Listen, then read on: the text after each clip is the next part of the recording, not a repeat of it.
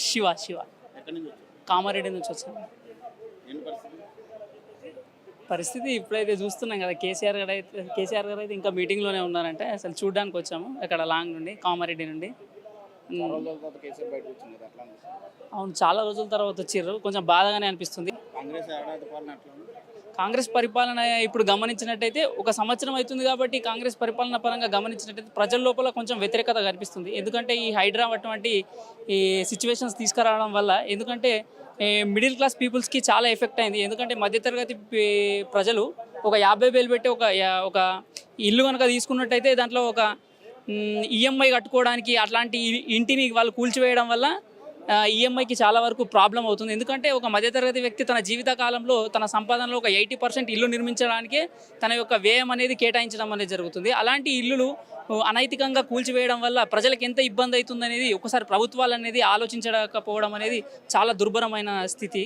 ఇంకొకటి గమనించి చెప్పాలంటే అక్కడ పర్మిషన్స్ ఇచ్చిన వ్యక్తులను మాత్రం మీరు పరిగణలోకి తీసుకోకుండా, ఎవరైతే ఆ బఫర్ జోన్ ప్రాంతాలలో పర్మిషన్స్ ఇచ్చి ఇల్లులు కట్టుకోవడానికి అక్కడ విద్యుత్ సదుపాయం మరియు నీటి సదుపాయం, అక్కడ రిజిస్ట్రేషన్కి సంబంధించిన వెంచర్లు వేయడానికి ఈ సహకారాలు అందించిన వ్యక్తిని వాళ్ళని ఏమనకుండా ఆ ప్రజలపైన భారం మోపడం అనేది ఎంతవరకు సమంజసం? ఎందుకంటే ఇప్పుడు ఆ వ్యక్తులు ఆ ఇల్లు మీద తీసుకున్న ఈఎంఐ 20 నుండి 30 సంవత్సరాల వరకు పెట్టుకుంటారు. ఆ 20 నుండి 30 సంవత్సరాలు ఆ ఇల్లు లేకున్నప్పటికీ వాళ్ళు దానిపైన ఈఎంఐ అనేది చెల్లించాల్సి, వాళ్ళపైన ఆర్థికంగా భారంగా, మానసికంగా, శారీరకంగా అనేక రకాల ఒత్తిళ్లకు లోనై వాళ్ళు చివరికి ఆత్మహత్య ప్రయత్నం చేసుకునే అవకాశాలు లేకపోనట్టే అవకాశాలు కూడా ఉన్నాయి. కాబట్టి ప్రభుత్వం దీనిపైన దృష్టి సారించి ఎవరైతే ఈ అనైతికంగా ఇటువంటి బఫర్ జోన్లలో వెంచర్లు వేసి వాళ్ళు అక్కడ ఇంటి నిర్మాణం అనేది చేపట్టిర్రో, ఎవరైతే కొనుగోలు చేసిర్రో, ఎవరైతే అమ్మకాలు జరిపిరో వాళ్ళిద్దరిని ఒక ఒప్పందానికి ప్రభుత్వం తీసుకొచ్చి వాళ్ళ మధ్య ప్రభుత్వేతర ఒప్పందం జరిపి వాళ్ళకు ఎవరైతే కొనుగోలు లబ్ధిదారులు ఉన్నారో వాళ్ళకు సరైన లబ్ధి చేకూరాలని నేనైతే కోరుకుంటున్నా. ఇప్పుడు హైదరాబాద్ యొక్క స్థితిగతులు కనుక మనం గమనించినట్టయితే ఒక 2014కు పూర్వం మనం గమనించినట్టయితే మీరు హైటెక్ సిటీ ప్రాంతాన్ని గమనించవచ్చు. అక్కడ యొక్క అభివృద్ధి ముఖ చిత్రం ఏ విధంగా ఉందో మనం ఇప్పుడు గమనించవచ్చు. చాలా వరకు హైటెక్ రంగులతో హైదరాబాద్ అనేది అభివృద్ధి చెందింది. మనం ముఖ్యంగా గమనించినట్టయితే ఈ మిషన్ భగీరథ కానీ, ఈ కాళేశ్వరం వాటర్ కానీ, 24 గంటల విద్యుత్ కానీ, ఇలాంటి చాలా రకాల సదుపాయాలు అనేది కేసీఆర్ గారు అనేది ఏర్పరచడం అనేది జరిగింది. చాలా వరకు ప్రజలలో కేసీఆర్ ప్రభావం ఉన్నప్పటికీ ఒక ప్రభుత్వం మీద వ్యతిరేకత అనేది సామాన్యంగా ఏర్పడే అంశం. అది ఒక 10 సంవత్సరాలు ఏ ప్రభుత్వమైనా పరిపాలించినప్పుడు వ్యతిరేకత అనేది సహజంగా రావడం అనేది జరుగుతుంది. కాబట్టి ఈ సహజ వ్యతిరేకంగా ఈ కాంగ్రెస్ ప్రభుత్వం అనేది రావడం అనేది జరిగిందని చాలా వరకు ప్రజలు అభిప్రాయపడడం అనేది జరుగుతుంది. ఈ విధంగా గమనించినట్టయితే అభివృద్ధి కనుక కేసీఆర్ హయాంలో లోటు లేదు, అభివృద్ధికి మాత్రం ఏ మాత్రం లోటు లేదు. కరోనా వంటి ముప్పు పరిస్థితుల్లో కేసీఆర్ అనేది తెలంగాణ రాష్ట్రాన్ని ఆదుకోవడం అనేది జరిగింది. వ్యాక్సిన్ అనేది హైదరాబాదు ఉత్పత్తి కేంద్రంగా అనేది ఉండడం అనేది జరిగింది. హైదరాబాద్ అనేది కేసీఆర్ హయాంలో చాలా వరకు అభివృద్ధి చెందింది. ఇది ఎవరైనా ఒప్పుకోవాల్సిన పరిస్థితే.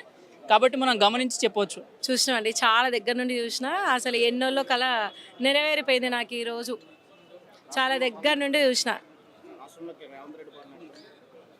ఎట్లుంది. అందరికీ తెలిసిన ఏదైనా మొత్తం ఎన్నికల ముందేమో ప్రజాపాలన అన్నాడు, ప్రజా దర్బార్ అన్నాడు, ప్రజల కోసం అన్నాడు, అడ్డగోలు హామీలు ఇచ్చిండు.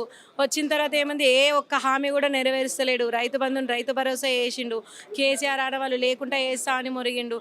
ఏ ఒక్కటి ప్రజలకైతే ఏం మంచిగా వేస్తలేడు. 420 హామీలు ఇచ్చిండు, ఏ ఒక్క హామీ కూడా నెరవేర్చలేకపోయిండు. ఫెయిల్డ్ కాంగ్రెస్ ఇన్ తెలంగాణ అని చెప్పచ్చు. 6 గ్యారంటీలు అన్నాడు, 6 గ్యారంటీలో ఒక ఉచిత బస్సు ఒక్కటే పెట్టిండు. ఆ ఉచిత బస్సు ఒక్కతోని కూడా మొత్తం ఆడవాళ్ళంతా జుట్లు పట్టుకొని కొట్టుకుంటున్నారు.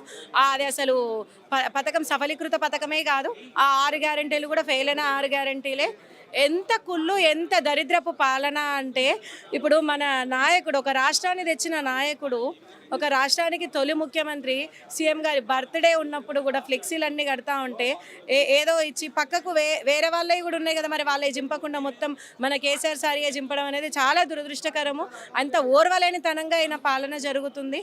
ఏ చిన్న మనిషి ఒక్క ఎదురు సమాధానం చెప్పినా వాళ్ళ మీద కేసులు బనాయిస్తున్నాడు. ఆ కేసులకు కూడా కొట్టేస్తున్నారు. అదంతా మంచి కేసులు కావని హైకోర్టు కూడా చెప్పినా కూడా వింటలేడు. ఏం లేదండి, పడిపోయింది. కేటీఆర్ అని ఉన్నప్పుడు సూపర్ ఉంటుండే. కొత్త వాటికి కూడా మంచిగా చిన్న చిన్న కంపెనీస్ వాళ్ళు ఇక్కడ పెట్టడానికి కూడా మంచిగా దృష్టి సారించిండే. కానీ ఇప్పుడు అట్లాంటిది ఏం లేదు. ఉన్న కంపెనీలు ఎట్లా కాపాడుకోవాలా అన్నట్టుంది. ఉన్న కంపెనీలు కూడా వెళ్ళిపోతున్నాయి వీళ్ళిచ్చే ఫెసిలిటీస్కి. మంచిగా ఉంటుందండి. ఇప్పుడు కొత్త ప్రభుత్వం వచ్చినప్పుడు వాళ్ళకు ఒక ఛాన్స్ ఇవ్వాలి కదా. ఛాన్స్ ఇవ్వకుండా మనం మాట్లాడితే మంచిగా ఉండదు కదా. అందుకే ఒక సంవత్సరం ఛాన్స్ ఇచ్చి చూసిండు. ఎంత దరిద్ర పాలన చేసిండో మొత్తం. సార్ అయినా సింహమైన ప్రతి ఒక్కటి రికార్డ్ అయ్యి ఉంటుంది. మరి ప్రజలంతా తెలంగాణలో ఇట్లా అల్లాడిపోతూ ఉంటే సార్ బయటకు రావాల్సిన సమయం వచ్చింది, బయటకు వచ్చిండు. ఒక్కొక్కరికి ర్యాంప్ ఉంటుంది ఇప్పటి నుంచి.